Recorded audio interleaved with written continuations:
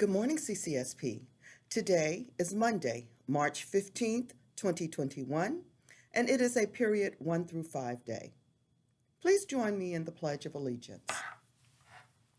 I pledge allegiance to the flag of the United States of America and to the republic for which it stands, one nation, under God, indivisible, with liberty and justice for all. I hope you all had a wonderful weekend. I know that a lot of things are going on, March Madness. I hope your bracket is doing well if you're into basketball or whatever. The Grammys were on last night, so I hope your favorite artist was there to perform or receive some nominations or won. I have to tell you that Ms. Stratton is running very late this morning, so I didn't have an opportunity to check to see what days, national days are being celebrated today. I do want to remind you, though, that today is the Ides of March. And if you are familiar with Julius Caesar, the Shakespearean play, which is a tragedy, Julius Caesar, there's a line in there that says, "Beware the Ides of March." And the Ides of March means the 15th of March. Now, hopefully there's nothing for you to beware of today, but just in case, it's always a good thing to know a Shakespearean quote. So let's continue with our story.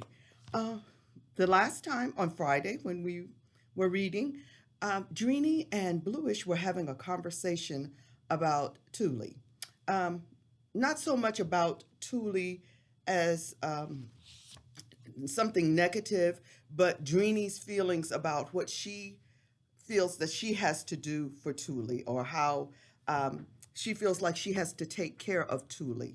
And sometimes when you're the oldest, or, like me, I'm the oldest in my family, and I feel a sense of responsibility for the people, the younger brothers and sisters, and, kind of like the pseudo mom in the family. And so sometimes sometimes you may have friends that you feel like you need to nurture or take care of.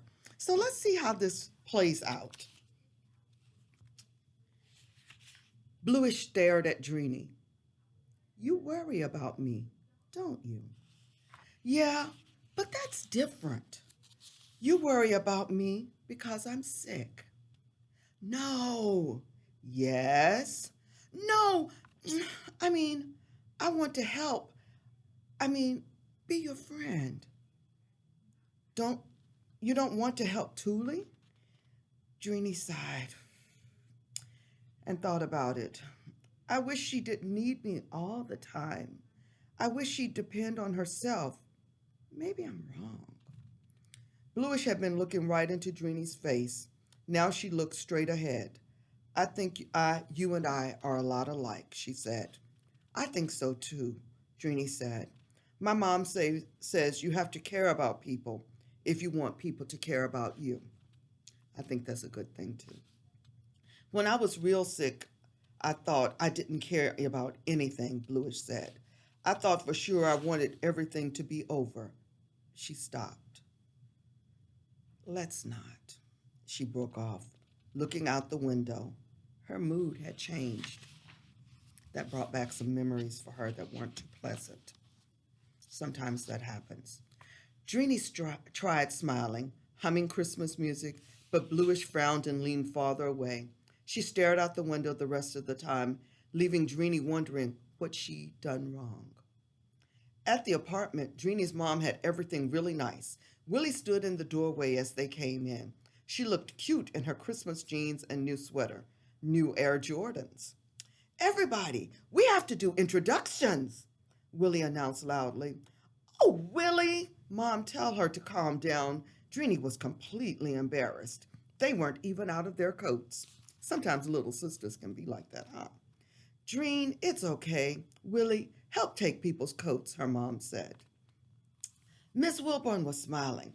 "Hi, Willie," she said. "Merry Christmas." "Hi, Miss Wilborn. Happy Hanukkah," Willie said, like she had been greeting every day. Maybe she did, Dreeny thought. Nothing shy about Willie.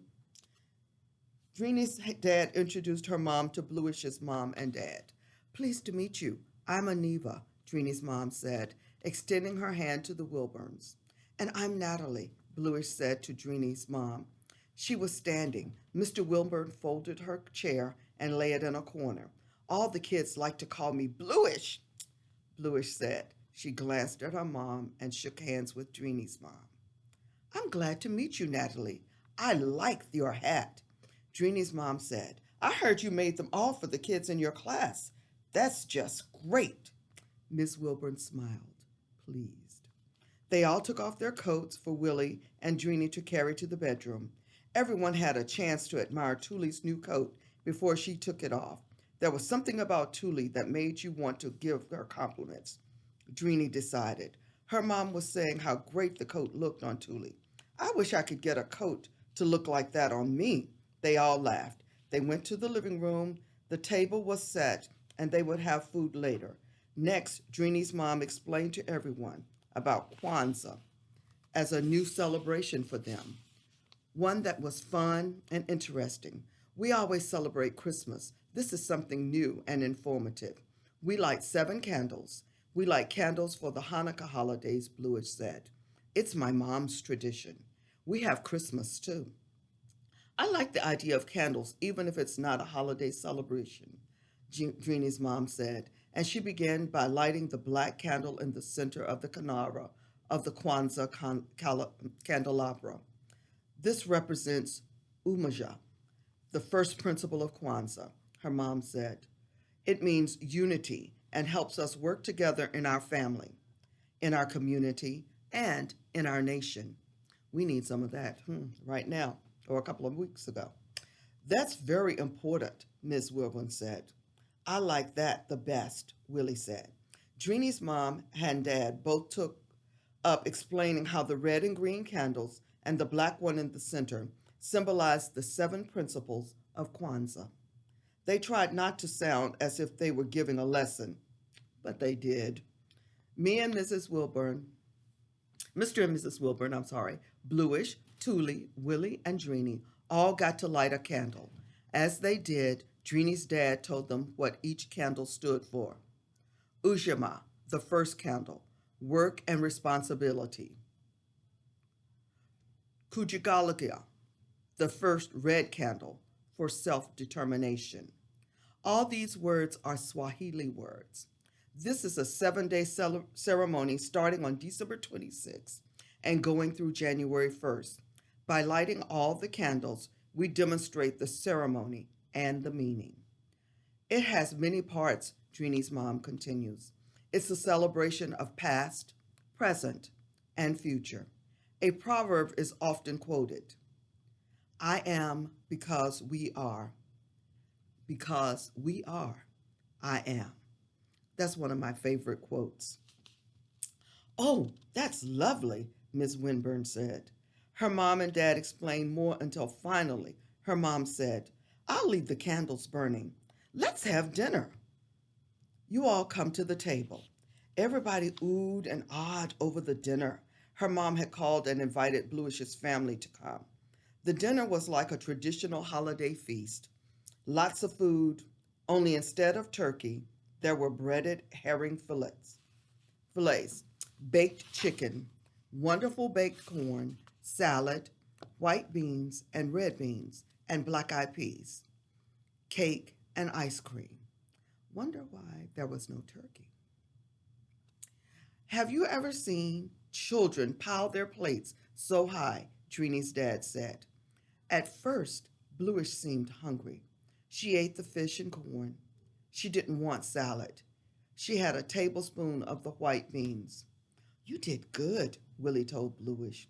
You did, Dreenie told her. It smells so good, Bluish said, but she didn't smile.